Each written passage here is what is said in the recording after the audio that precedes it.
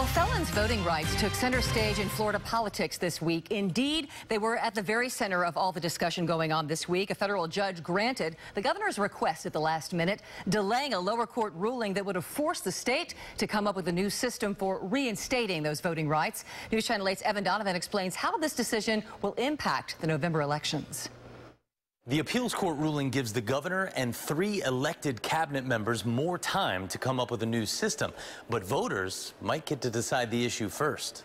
In 37 states, people convicted of a felony either never lose the right to vote or it's automatically restored, usually after completing their sentence plus parole or probation. But in Florida, the governor and his clemency board wield all the power. The board only meets 4 times a year in Tallahassee. They found that was burdensome. Right. And you only get 10 minutes, 5 minutes for you, right, and 5 minutes for anyone that you want to testify on your behalf. Or you have to wait for 7 years, right, in order to even apply, and that's 7 years after your sentence is already completed. There's a 5-year waiting period for all the other types of felonies that are out there. But then, again, the board only meets 4 times a year in Tallahassee. They have that 10-minute hearing. So that's really where the crux of this all is. Governor Rick Scott ended automatic voting restoration in 2011 after taking office, imposing that 5-year waiting period and giving himself the power to personally approve each ex-felon's case.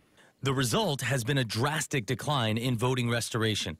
Less than 3,000 eligible ex-felons have had their rights restored under Governor Scott, compared with more than 155,000 under Governor Charlie Crist and more than 73,000 under Governor Jeb Bush.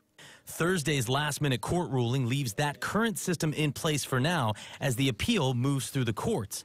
But voters may make the court case moot.